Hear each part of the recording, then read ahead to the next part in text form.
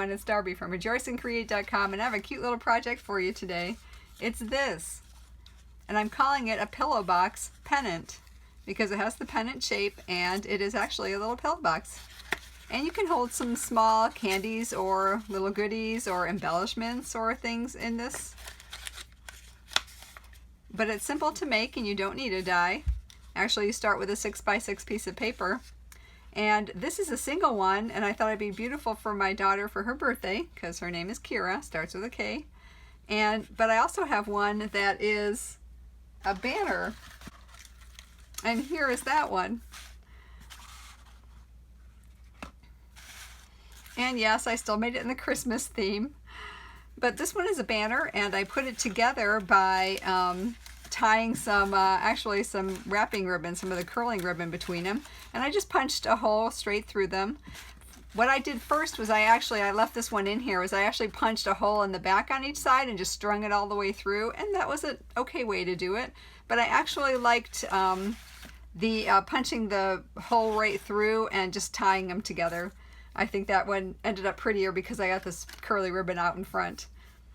But it would be beautiful for certainly a Christmas banner or a birthday banner. And today we're going to make one for a teacher gift.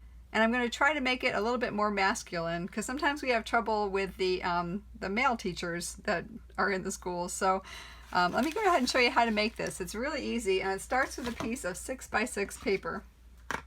Alright, so start with a piece of 6x6 paper, and this was from one of the Simon Says stamp kits. And what I do is, because it's a triangle, it's going to be off a little bit if you have a directional pattern. But what I would do is I would start, if you have a directional pattern, with the pattern up. And then on the right side, score it at 1/2 inch. So 1/2 inch scored, and that's pretty much all our scoring. Alright, so I'm going to go ahead and fold that over so I know where that side is. And next what I'm going to do is actually I'm going to fold it over the other way. We'll actually tuck it inside the box, but for this way I'm going to go ahead and figure out where to fold my corner to. So I folded that 1/2 inch side over, and I'm going to bring this corner up to here, making a triangle.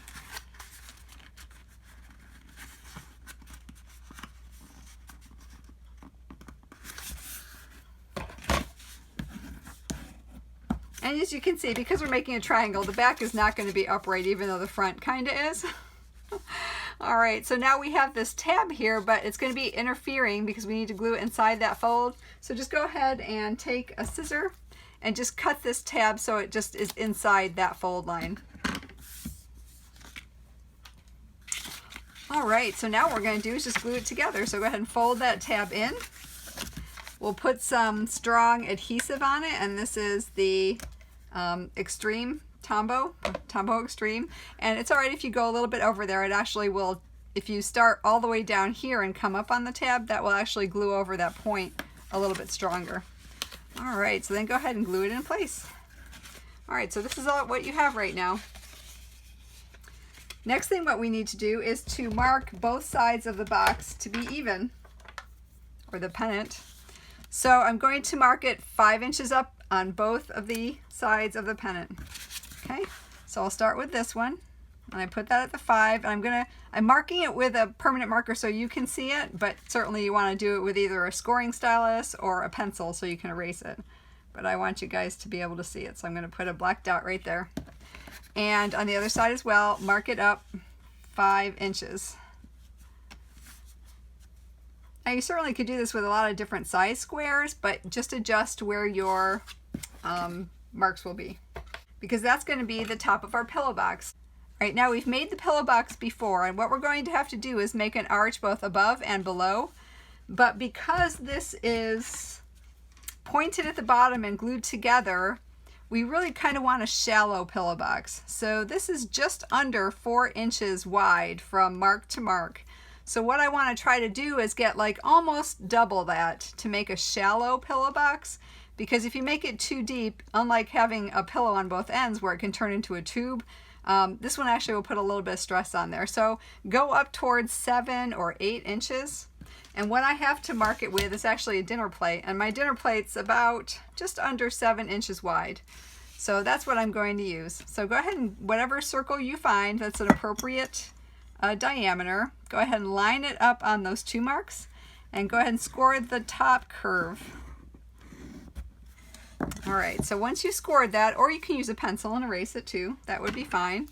Go ahead and take your scissors and cut the top curve out. Probably should have got my longer scissors, but I think we're doing okay.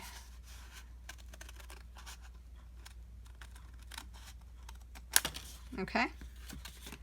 Now you can still see my marks on it, but you'll use a pencil or a scoring stylus so you can erase those marks. All right, so now that we have the top curve done, we need to do the bottom curve. So go ahead and line that back up again on those 2 marks the other direction. And we're going to go ahead and score on that as well. And we'll score on this side. And we'll score on the other side as well.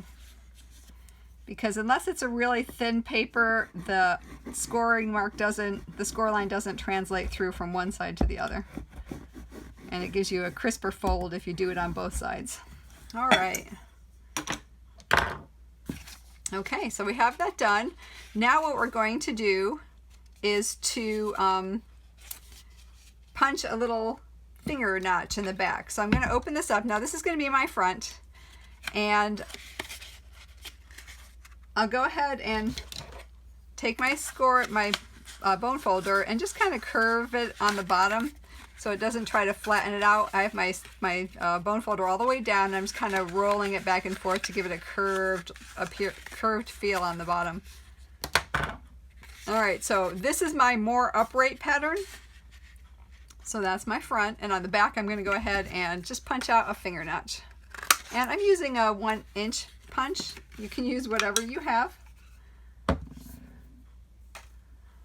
All right, so what we're going to do is on the back side, we'll go ahead and just fold that down and pinch those score lines.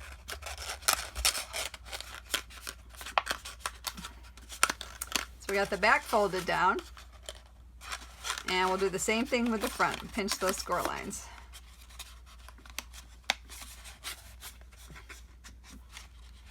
All right, so isn't that a cute little, I guess, pillow box pennant is what I'm calling it. And it will hold some things in there. This in the center part is a little bit more than 1 inch wide. If you go up to an 8-inch diameter circle, it'd probably be about 1 inch wide. And you can fit a few things in there, some candies and some goodies or embellishments or other things. But how I did the single one is I actually took it and then I punched a hole, maybe about 3/8 of an inch on each seam. So I'd have a hole for my handle right pretty close to the point of when the pillow box closes, and I do that on both sides.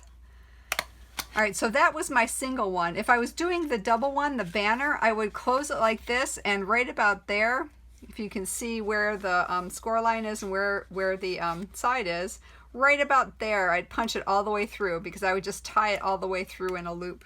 And that's how I did my banner.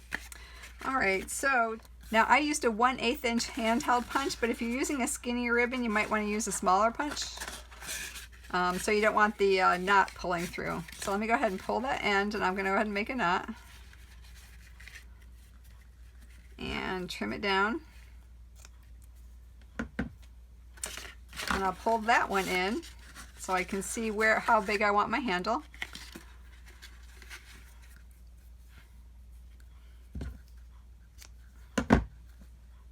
And let me pull the other one in.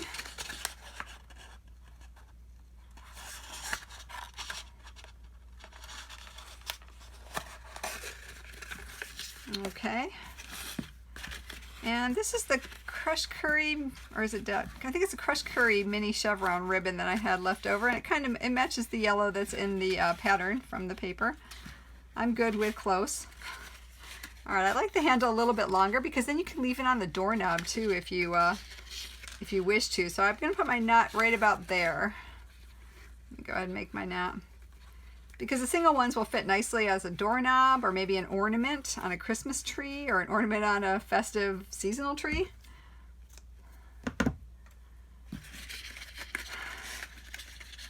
All right, so there's my handle. Let me just make sure my ribbon is not twisted. All right, so there that is. Go ahead and put your stuff in there, and you can close it down. And isn't that sweet? Oh, I don't think my ribbon's quite right. Oh, there we go. So there we go, and as I said, you can hang that over the doorknob of the teacher's classroom.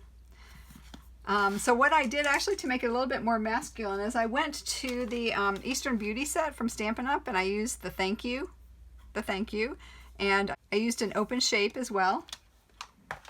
And I stamped it in, actually this is Tranquil Tide and Crushed Curry because I think it matches pretty nicely, and it still looks a bit masculine. And let me go ahead, and I have a stripe of foam tape already on there. I popped up my center sentiment. I actually originally stamped it underneath there. You can't see that, but I popped it up, and I used the smallest of the stitch circles, which is about 1 inch and, what do we got here? 5/8. No, I'm sorry, 1 3/8 inches on that one. All right, so let me go ahead and center that in the middle. And because it's a bit more masculine, let me flatten that out. Because it's a bit more masculine, I'm not going to put too much of ribbons or anything on there. But you can go ahead and put some goodies in for your teacher, for your child's teacher, if they happen to be male or female. It really makes a fun little gift to go ahead and hang on their door. And certainly you could put a tag on that as well. And they go very quickly, so you can actually make quite a few of them really fast if you want to do them for, say, a birthday party and make them as the little goodie bags. And it's a great way to use up your 6x6 paper, or certainly you can cut down a 12x12 into 4 6x6. Let me go ahead and bring my other ones back in. Put those up there, and I'll put my banner down here.